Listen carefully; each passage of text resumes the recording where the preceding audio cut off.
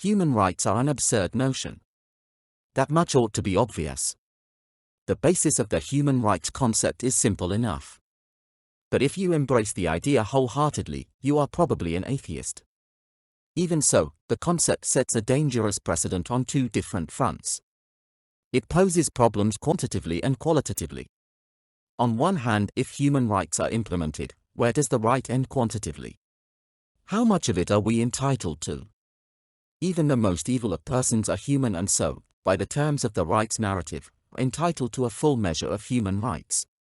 The most distant, alienated and numerous people are still people, and are by that measure as entitled to the same rights as the most developed and cultured person. How do we deprive anyone of their rights? At what point can we turn off the tap? At what point does my rights to my life, liberty and pursuit of happiness permit me to deny, deprive or at least ignore the right to live, liberty and the pursuit of happiness of others, regardless of the reason? Does the fact I have human rights mean I must circumscribe my rights to provide them for others? Can we tell someone with the right to life that the burden they are putting on our common resources have exceeded what they are worth as a human being? Indeed, where does the right to happiness come from? Who is required to supply the conditions or happiness?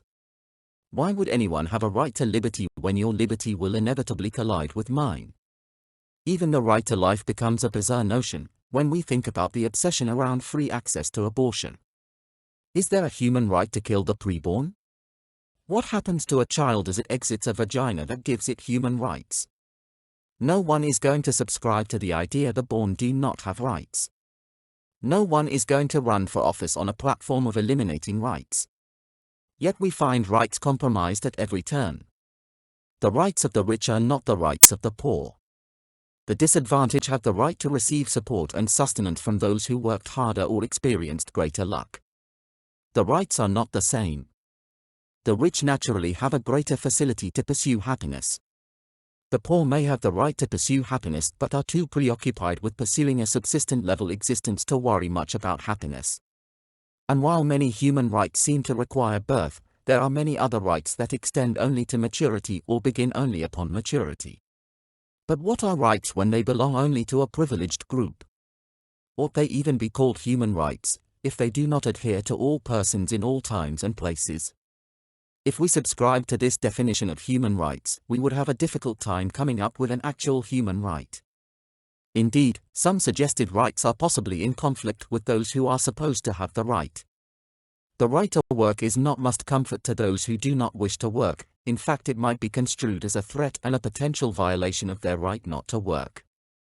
A basic description of human rights is the things to which all persons are inherently entitled to because they are human beings. Human rights describe how we instinctively expect to be treated as persons. They define what we are all entitled to: a life of equality, dignity, and respect, to live free from discrimination and harassment. These are nice-sounding words, but I doubt anyone reads them without the sense this is more about optics than serious policy. The idea of attributing rights to all persons is unworkable and not even desirable. To say we are inherently entitled to certain things because we are human beings suggests they are akin to a good feeling or something metaphysical like mind. It is difficult to correlate something we are entitled to with something that is scarce and needs to be provided by others. It might be said we have a right to love, knowing it is not us who is required to provide it. We might say all persons have a right to adequate food, but where does the food come from? Even the idea of equality is problematical. Are we equally free or equally imprisoned? Are we equal in wealth or in poverty? Do we all get the same home, education, and job? Or are we equally deprived of these things? Who determines what equality is and who measures it? But then why is this arbiter of equality not equal with the rest of us? What does it mean to be free of discrimination? If we cannot voice our opinion on another race, are we not being discriminated against? The problem is most ideas are simply a way to give power to the opinion holder. In the end, someone gets the job of deciding what all of these rights means and how they will be apportioned. Which adds to the issues associated with human rights. If rights are allocated by humans or their institutions, are they even rights? Would it not be more accurate to label such things as legal rights? If they are given and taken and apportioned out according to an intersectional hierarchy, these things have more to do with an ethical system administrated by the state than a moral or absolute standard. What we ought to have noticed by now is that human rights are never tied to the Bible. Indeed, the Bible is more likely to talk about duties and obligations than rights. When rights are talked about, it is in terms of reciprocation or quid pro quo. No one is promised rights, absolutely. Even the right to life assumes you reciprocate. But if human rights are better expressed as a quid pro quo, ought they be considered rights rather than a kind of social contract? We claim we have a right to a fair return on investments or a right to be paid for what they do, but this is in response to what was earned, not what was bestowed on one by the fortuitous circumstances of birth. Human rights are like primogeniture, the right of the eldest to inherit the estate of his father. It's a legal or expected benefit. There is nothing in nature that correlates with these rights. We discussed the quantitative problem about how much rights are we to have and how we are to portion them out, but there is a qualitative problem also. The most obvious qualitative issue is the tendency of some to broaden human rights out, so they apply to animals and planets and even to the earth as a whole. Environmentalism is a thinly veiled way to extend human rights to the planet. We cannot call them human rights, of course, but the substance of the right or protection is the same. The arguments of vegans and others are also rights-based. But we will not spend any more time on this aspect of the rights issue. There is a deeper and more sinister problem with the human rights argument. Who has the right to define who is human and who is not? Who has the right to assign rights to one creature and not to another? The entire human rights narrative assumes more than it can explain. The human rights argument assumes human rights are a legal right tied to the state's power, or the argument suggests man has been deified. It is as a deified creature that man has become imbued with inalienable attributes. But man is not God and cannot claim rights based on a sense of divine entitlement. However, apart of the two errors, there is a third issue never discussed or contemplated. We said human rights create a problem of quantification. There is no objective way to discern how much of what right each person is entitled to. We brought up the qualitative problem concerning what creature has had rights. But this problem did not arise in a vacuum. They were produced by the way we think about rights. There is in fact a fundamental problem about how we think about human rights that was missed since the idea of rights was first proposed. It may be the last thing we expect to hear, but there is no such thing as a human race, not from a biblical perspective. Despite the universal claim we are all human beings, we all reject the idea that all these creatures are the same. Human race is a concept given lip service and not much actual support. We may not call the division between groups a racial one, but it is the only category that does justice to the depth of the division. The political evidence of an innate division is found in the political parties of the left and right. This division is carried over to the economic arena. The division of left and right is deep, and even rich and poor, east and west, is unbridgeable, even if not well defined. But this is to be expected because politics and economics are not the true source of this division. In truth, the division we see exists as much to divert attention from the real split as to model what the division looks like. The true division is the one we find in Scripture. Even here it can be presented in any of several different ways. The Bible talks of those of the flesh and those of the spirit. There are those of Satan and those of God. There are two masters, and we can follow only one. There is no indication that these groups are relative or are simply extremes on a social continuum.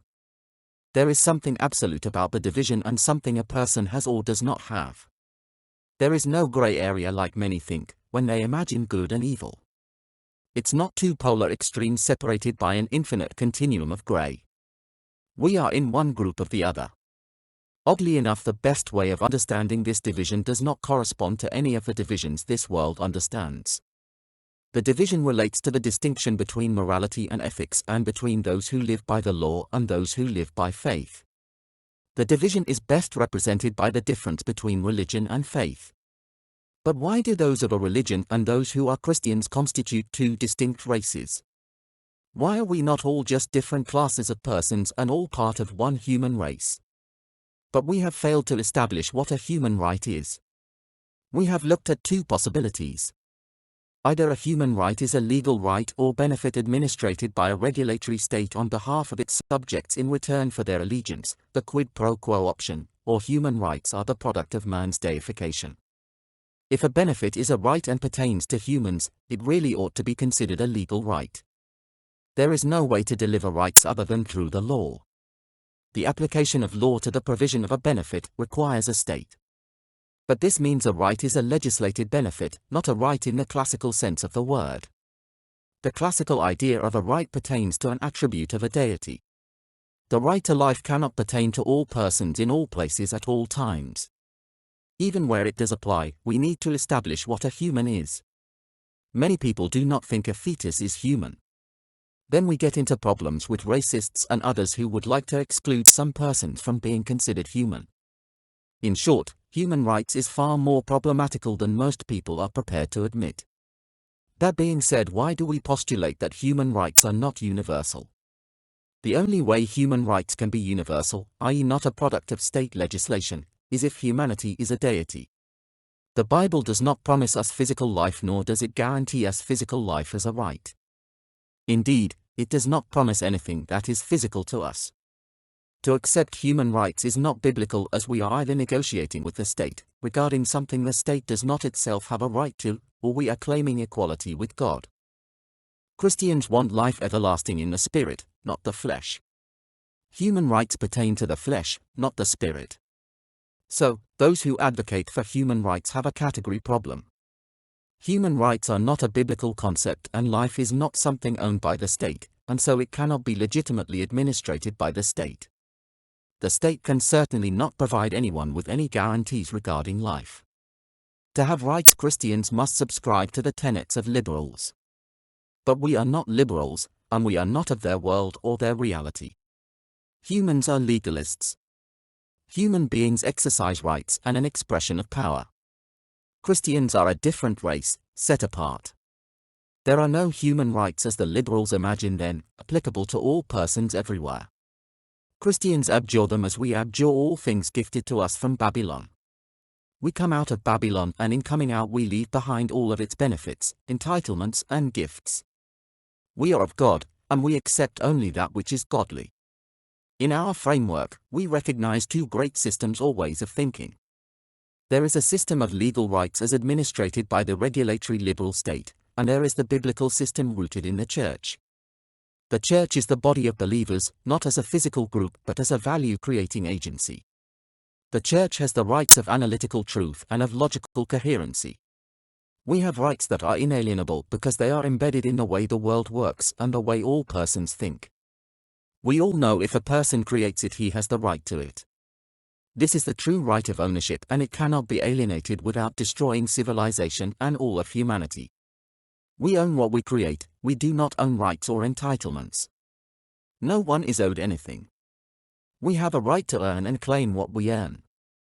There are no rights that are physical, and so we cannot inherit rights attached to our physical person. There are no human rights attached to the physical person of man.